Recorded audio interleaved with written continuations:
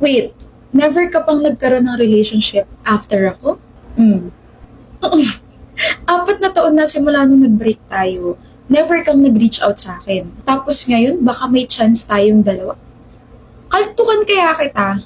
Actually, nakausap ko yung manager ko nagulat ako kasi bigla kanya nabanggit. And I found out recently na ikaw yung may dahilan kung bakit ako nakakuha ng mga brand deals and stuff. So akala ko malaki lang yung connections mo as, photographer or behind the camera. I mean, I tried to search your name, pero walang masyadong lumalabas about you. Tapos ngayon, marketing manager ka pala. Ikaw yung pinaglalaban ko sa mga brands kasi you are capable of selling products ng sobrang bilis. Hindi ba dahil mahal mo pa rin ako? Yan tayo eh. Gusto mo magkaroon tayo ng chance kasi parang ang lumalabas may utang na loob ka sa akin. Hindi yun, Jelay.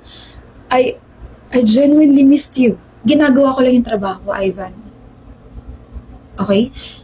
No feelings attached. Sa madaling salita, hindi na kita mahal. Sa tingin mo ba gusto ko makipagbalikan sa taong kagaya mo? Selfish, makapal mukha, self-centered, tingin sa akin kahihiyan. Chance? Bulok! I feel like they invited us para hindi tayo magkaayos eh. Chance na magkabalikan? No! Binigyan tayo ng chance to meet again para maalala mo kung paano mo ako sinira nung tayo pa lang. Binigyan tayo ng chance to meet again para ipaalala sa'yo na words are also weapons that can affect one's self-esteem. Ano nga ulit yung sinabi mo kanina? Nanibago ka sa akin, tsaka tumapang ako?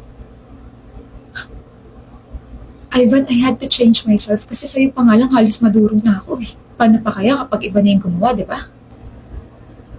Uy, pero thank you ah. Kasi ngayon, strong na ako eh. Independent na ako. Para na akong bato sa dami ng mga taong nakikilala ko. Eh ikaw, after this, may chance ka pa bang i-redeem yung sarili mo? Wait lang.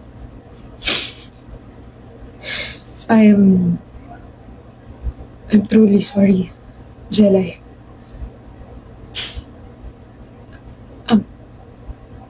Tinake advantage ko yung kabaitan na meron ka. Akala ko I'm being a good partner to you. Akala ko lumalayo ka na sa akin kasi nagiging sikat na ako na para sa ikabubuti ko yun, but it was all my fault. Ngayon ko lang na-realize lahat. Na hindi ko yung tanga. Na ako yung tanga for wasting your energy, your kindness, your love, and your patience. Masyado ako nasilaw sa pera, sa projects, sa kasikatan. I'm sorry. You know what's funny?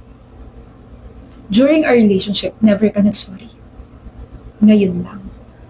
At kung kailan nag-sorry ka na, ngayon pa ako hindi naniwala. Ngayon pa na pakiramdam ko, peke itong pinapakita mo just to save your face. Anyway, sana hindi ako mabash ng mga friends mo, no? Kasi may choice ka naman not to accept their invite. Pero nandito ka pa rin. So, ayun, nagkaroon tuloy tayo ng casual conversation about our past. Hi, feeling ko after nito, instant sikat na ako.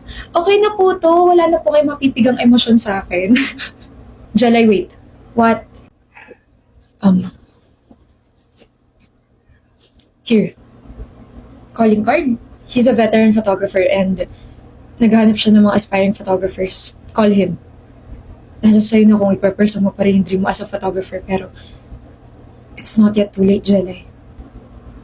And thank you. For what? For making me remember everything.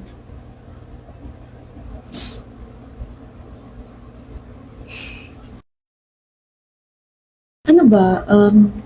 Mais ka na, hoy.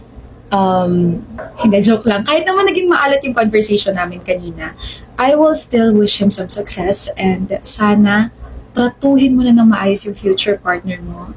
Kasi that person will become your support system. You know, boost her confidence, and I hope someday I can visit your exhibit and suportahan mo kung ano man yung gusto niyang pangarap. Yan lang.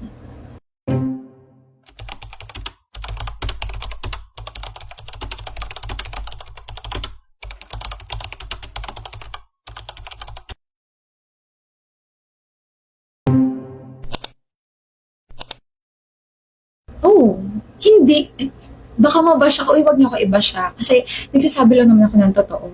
During our relationship, lagi siya nakasunod. She was very obedient. Lagi siya naka-yes.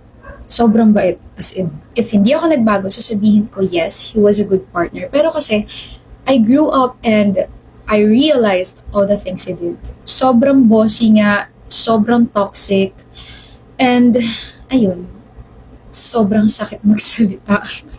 Uy, pero Ivan, of course, it's my choice na rin naman to work in this field.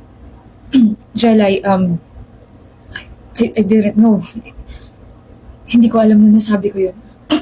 Ganon ka naman palagi. Nauuna bibig kaysa utak.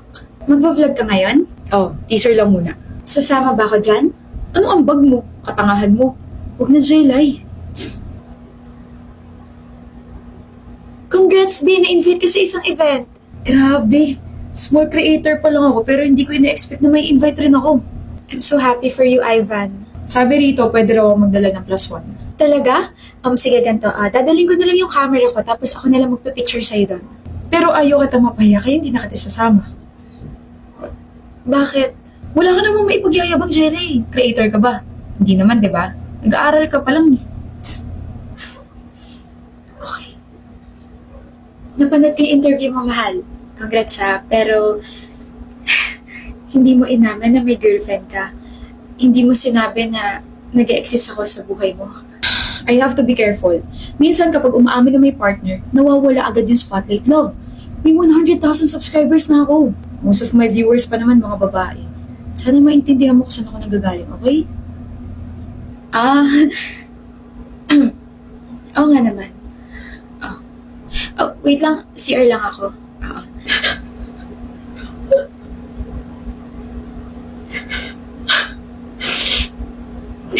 And now you have what? 6.7 million subscribers, right? Alam niyo, feeling ko after nito mababash ako. Ginaganto-ganto ko lang yung idol nila eh. I'm sorry if I was rude. Okay? I'm sorry if I was rude, Jalay. Bakit ka nandito, Ivan? Well, na-excite kasi ako eh. Baka may chance pa tayong dalawa. Pwede bang tigilan mo na yung pag-iyak mo dyan? Hindi naman ako nasaksak, hindi ako critical. Nadaplisan lang ako. Hindi naman ako umiiyak kasi nag-alala ako sa'yo. Umiiyak ako sa galit kasi napagtrapan ako ng tropa mo. Critical po. Headlockin ko kaya siya. Bayan, kala ko naman. Pero, okay ka na ba talaga? Pero mahapdi lang sa feeling. I'm sorry, Lucas. Hindi mo na kailangan mag-alala gabi-gabi tsaka araw-araw, okay? Makakatulog ka na rin ng mahimbing, makakauwi ka na rin ng payapa. Nahuli na yung stalker mo at sasama kita magsampa ng restraining order laban sa kanya. Hindi na. Ako na lang. Makakalabas na ako mamaya, sasamahan na kita. Hindi na. Ayaw mo na ba sa akin? Nahuli na siya, di ba? E di tapos na yung deal natin, Lucas. Hindi na natin kailangan magpanggap. Also, dun sa nabasag mong phone, I promise, I'll pay you. Siguro babayaran kita in 2 months, in 3 months, pero I promise I'll pay you. Ano ba sinasabi mo dyan, Iris? Thank you sa 4 months sa pagstay sa tabi ko. Thank you for protecting me, and I'm really sorry if nadawit ka sa gulo ko. I'm sorry if nasaktan ka. I'm sorry if nandito ka ngayon. Tama na. Huwag ka rin mag-alala kasi sasabihin ko naman sa iba na ikaw yung nakapag-break sa akin na sa akin yung mali. Ganun. Anyway, magaling ka. Sure ka ngayon mo sa akin? Ay, kalabaw. Natsempuhan din kitang putong lupa ka. Lucas, Hindi mo ba nare-realize na 2 buwan ka nang iwas na iwas sa akin? tapos na kasi yung deal natin. Wala nang rason para mag-stay ka sa akin. Pas ako meron. Miss na kita. I miss you. Sabi mo, huwag ako ma-fall, diba? Sabi ko naman, hindi ako ma-fall sa'yo. Alam mo bang kalokohan yun? Huwag ma-fall sa'yo, pero nakaka-fall ka naman talaga. Kapag lang yan. Aminin ko. Madalas ako napipikon sa'yo.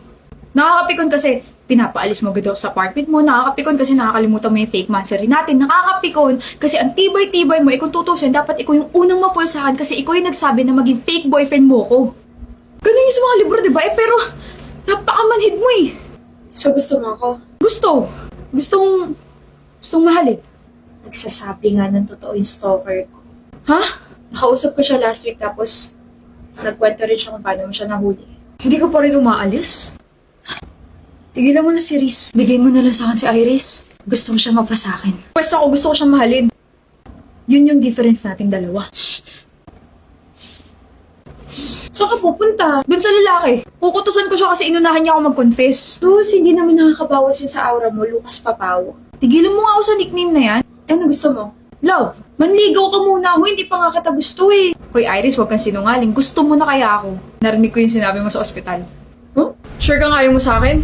Gusto.